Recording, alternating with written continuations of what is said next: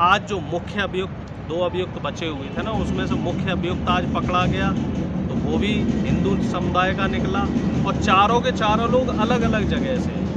और उनसे जब पुलिस ने छानबीन करी, अब देखिए सच क्या है वो तो चीज़ें आगे पता चलेंगी या फिर नहीं भी पता चलेंगी, लेकिन ऊपरी तौर पे ये सुनने में आया है कि कोई भगत सिंह का जो है ना फैन फॉलोइंग पेज था, उस पेज के जरिए इन लोगों की आपस में दोस्ती हुई और उसी की स्टाइल में ये एक रणनीति बनाई गई कि प्लास्टिक के उसमें कवर में ले जाके वो चीज़ ले चलो, क्योंकि इन्हें बेसिकली कोई अटैक नहीं करना था, इनको एक संदेश देना था, जैसे भगत सिंह जी ने संदेश दिया था और सभी पढ़े लिखे बेरोजगार थे। हालांकि संदेश देने का जो तरीका है वो बहुत ही गलत है।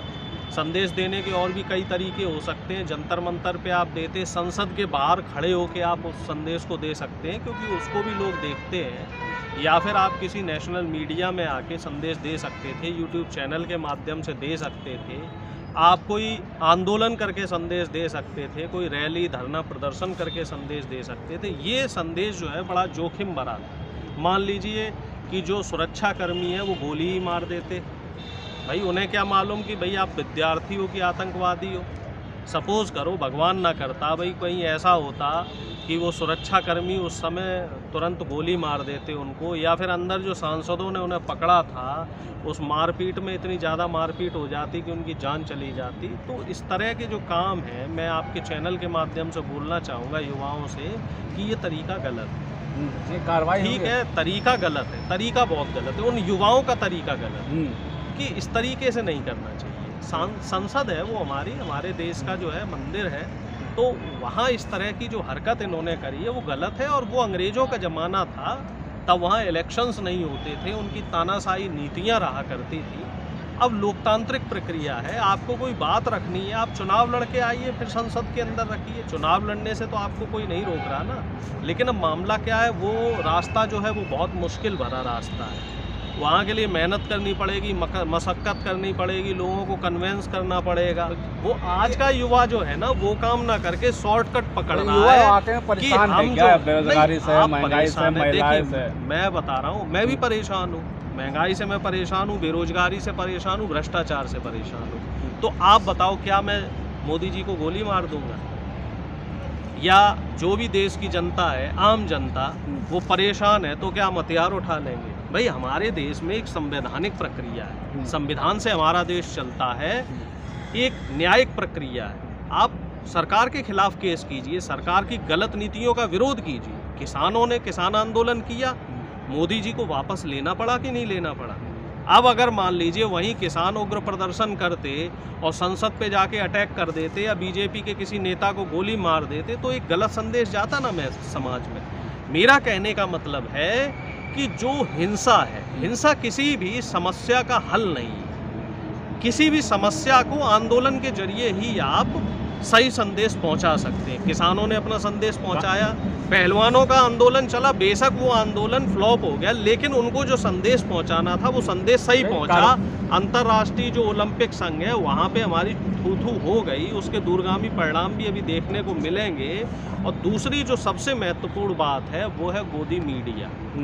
गोदी मीडिया को ऐसे मान के चलो कि कल से सांप सूंघ गया है, उनको काटो तो खून नहीं और उनको टच करो तो ऐसा लगता है कि शरीर में पानी भी नहीं, उनको कोई एंगल ही नहीं। वो तो क्या है, छड़े, वो तो छड़े को उस समय उन्होंने नौटंकी करी, वो पल भर की नौटंकी थी, क्यों कुछ तो करना था ना, टीआरपी बटोरनी थी, कुछ करना था।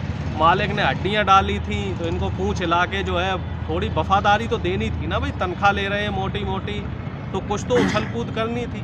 लेकिन उस उछल कूद को करने के बाद आप देखिए कल से लेके आज तक क्या किसी न्यूज़ चैनल ने प्राइम शो में डिबेट में उसको स्पष्टीकरण सरकार से मांगा कि हाँ भाई बताइए कि सुरक्षा में चूक कैसे हुई, वो लोग अंदर कैसे आए, और जो पकड़े गए हैं वो सारे के सारे हिंदू हैं। अब आप बताइए क्या ये हिंदू आतंकवाद नहीं है?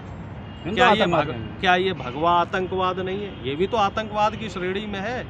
अब इस पे कोई कुछ नहीं बोलेगा। अगर उसी में से आपने जो नाम बताया ललित झा, अगर वो ललित झा की जगह मैं ये कह रहा हूँ कोई अंसारी होता या कोई खान होता, तो मुझे लग रहा है कि आज जो गोदी मीडिया है उसकी जो एंकर हैं उनके चेहरे देखने लायक होते, उनकी जो गले की स्पीड है वो 100 गुना होती। सुधीर चौधरी अभी तक ब्लैक एंड वाइट क्या वो रेड एंड वाइट भी कर चुके होते।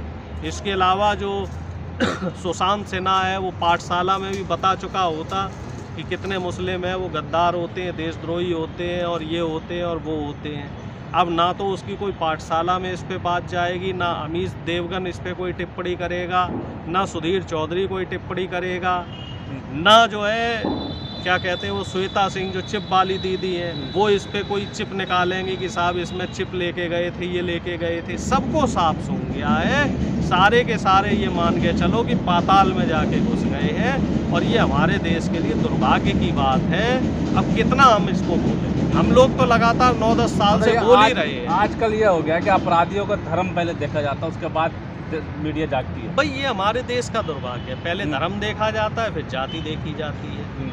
अब ये देख लो, आपकी धर्म देखा तो सारे हिंदू निकले, अब जाति देखी तो उसमें आप विश्वास मानो ना तो कोई यादव निकला और ना ही कोई दलित निकला।